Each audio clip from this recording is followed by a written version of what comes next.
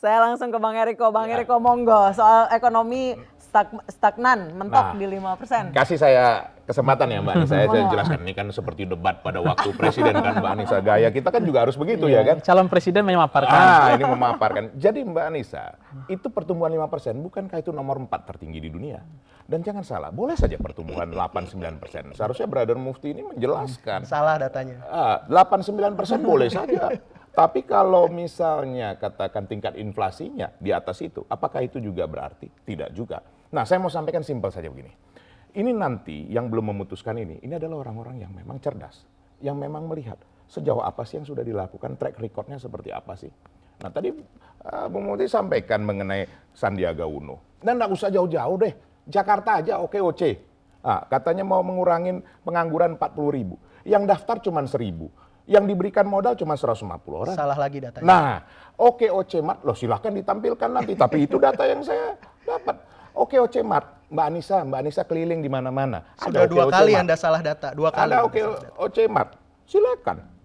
Jadi makanya ini dilihat oleh masyarakat. Ini bicara tanpa data. Bicara dengan hal-hal yang tidak nyata. Bicara dengan situasi yang tidak nyata. Nah sekarang kalau mau di-compare, sebenarnya ini yang diharapkan masyarakat. Sebenarnya ini kan pembelajaran kepada masyarakat soal namanya demokrasi. Ini loh yang dilakukan oleh Pak Jokowi ini.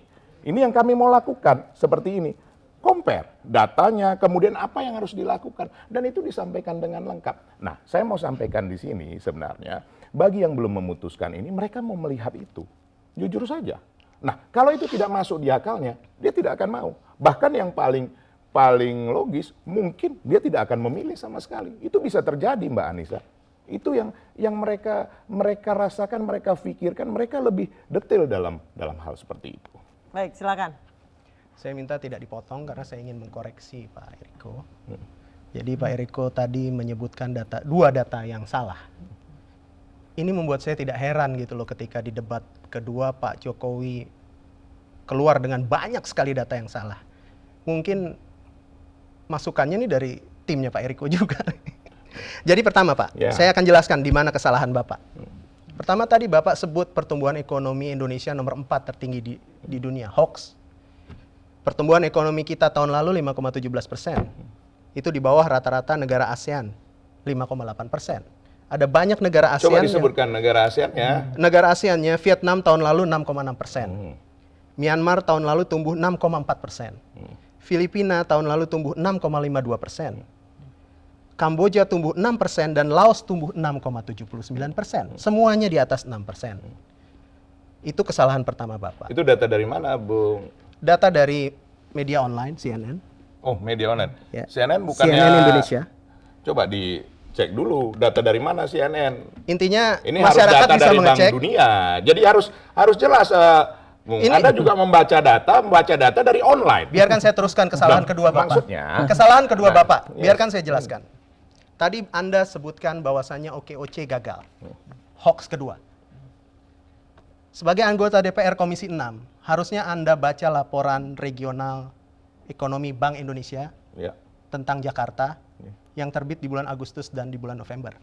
Di situ dituliskan bahwasannya OKOC telah mencapai target kepesertaan, jumlah yang ikut OKOC yang tertulis di report Bank Indonesia itu adalah 60.000 orang.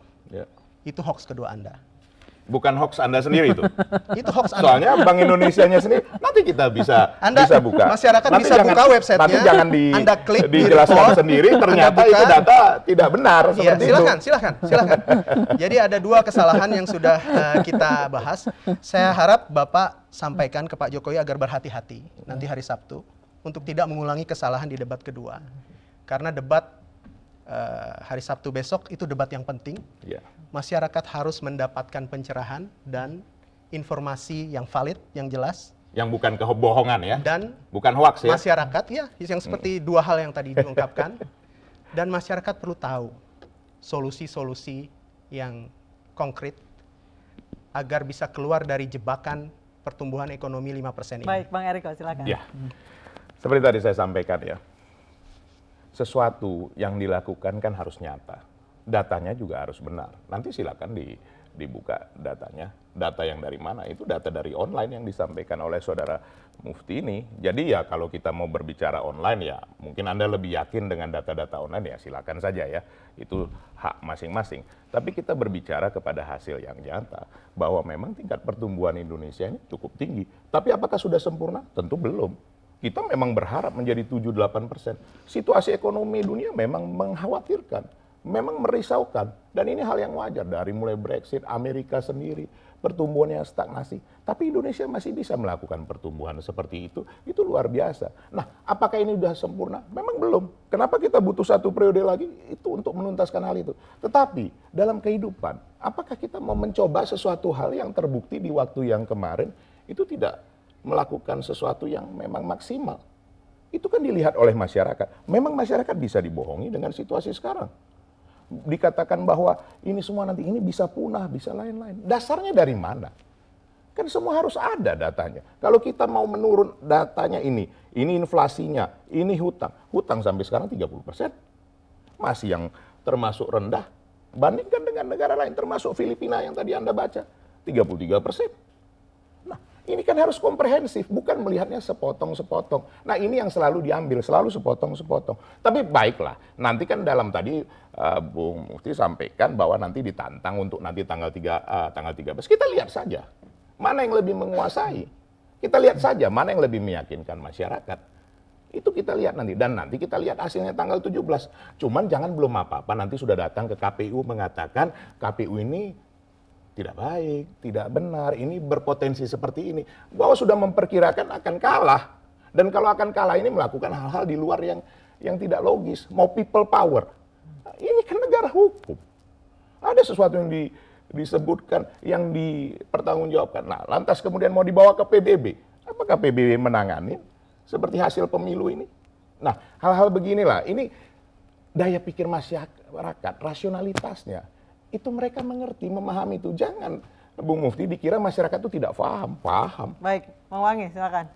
Iya, kalau soal ini besok adalah panggung yang sangat mewah dan Jadi mahal. besok akan ada adu data dong? Ya. Adu data dan Mana yang kedua, mereka hati-hati dengan data.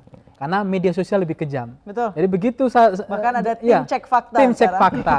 Kompas keluar kan. Nanti data dari data fakta, data itu akan keluar. Jadi Tapi hati-hati. jangan online lagi datanya. Artinya mereka sangat harus berhati-hati dengan data. Ya, Itu Bung pertama. Debat besok. Jadi saya ingin katakan begini, debat terakhir besok adalah itu debat yang maha penting, debat yang sangat mahal, debat yang akan menghabisi, menggembosi undecided voters ini. Harus selesai dan harus lihat ceruk, selera, mood mereka, emosi mereka harus dikelola. Kalau ini berhasil dikelola emosi, jangan kemudian memantapkan Mainnya di strong mana voters. sih Mas Wangi yang paling gong gitu untuk mengambil undecided voters? Undecided voters ini kan sebetulnya kalau dianggap mereka itu adalah ingin kepastian, itu yang penting. Oke. Yang kedua, Jadi harus ada ide baru dong? dengan kepastian itu maksudnya mereka ingin ada kepastian. Yang kedua, ada kemungkinan undecided ini adalah tidak approval ratingnya terhadap pemerintah agak rendah. Semestinya 4,5 tahun itu terlalu lama mereka menunggu untuk memutuskan pilihan. Itu menurut dugaan saya. Ini dugaan saya. Tetapi bisa saja tidak. Mungkin karena memang mereka melihat Pak Ma'ruf Aminnya misalnya, atau karena mereka melihat mungkin ada hal yang mengejutkan dari Pak Jokowi di injury time gitu ya. Nah, tetapi yang ketiga, yang dikhawatirkan oleh incumbent adalah struktur golput. Itu yang akan membahayakan terhadap Kalau perkiraan Mas Wangi akan lebih tinggi dari 2014 atau tidak? kalau partisipasi politik kita enggak, karena memang akan lebih tinggi saya pikir karena ada 5 kertas suara. Mereka ada kepentingan memilih paman mereka, orang tua mereka, keluarga mereka di DPRD ya. Oke, baik. Jadi sekalian milih presiden kan gitu. Jadi, Baik. tapi begini Mbak Anissa, yang saya penting adalah pertama mereka tidak boleh lepas dari identitas asli mereka, harus genuine.